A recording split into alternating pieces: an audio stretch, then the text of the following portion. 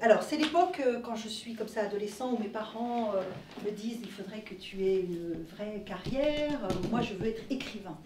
Vous l'avez compris. D'ailleurs, quand j'étais enfant, il m'était arrivé... Alors, j'avais renoncé, hein, ça je vous l'ai dit, j'avais renoncé à être écrivain.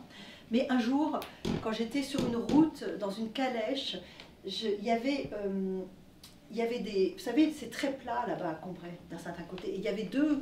Le clocher de Martainville et le clocher de Vieux-Vic, qui étaient éloignés d'abord les uns des autres, et tac, tac, tac, tac, tac, avec le mouvement de la calèche, ils s'étaient rapprochés, tac, tac, tac, tac, tac, tac, tac, superposés, cachés, et puis hop.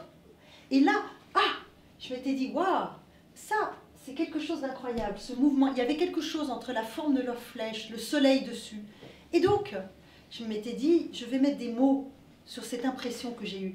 Et j'avais donc demandé au docteur Percepied qui conduisait la calèche, qui nous avait très gentiment ramené du papier, et j'avais écrit un petit texte. Et ce petit texte, je l'ai relu après, et vraiment, j'en suis toujours fière.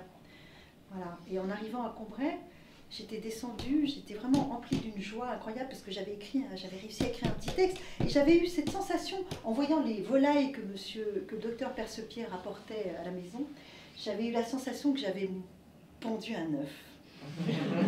Et alors je m'étais mis à crier à tue-tête. Voilà. Donc je veux être écrivain. Mais mes parents ne sont pas toujours d'accord. Mais heureusement, il y a un ami de mon père qui est diplomate qui dit à mon père, mais vous savez, il peut très bien exercer la fonction de diplomate et également en même temps la fonction d'écrivain. C'est tout à fait possible. Le fils d'un ami, récemment on parle de lui pour l'Académie française. Et donc voilà, il est diplomate et en même temps il vient d'écrire un opuscule tout à fait passionnant sur le fusil à répétition bulgare.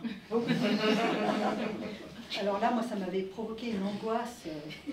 C'est un peu comme si on m'avait dit que j'allais embarquer le lendemain sur un bateau comme Moussaillon. Alors, je pars à Balbec par le train de nuit. Éveillée à l'aube, je suis émerveillée par les couleurs du paysage, changeant à cause du mouvement du train et du lever du jour. Je cours d'une fenêtre à l'autre pour tenter de reconstituer une image unique à travers tous ces fragments. Le train s'arrête à une gare en pleine campagne. Une jeune laitière vient aux fenêtres proposer du café au lait aux voyageurs. Son visage qui s'approche est comme un soleil levant. Elle éveille mon désir d'une autre vie. Je voudrais rester pour toujours à ses côtés. Elle m'initierait au charme de la vie rustique.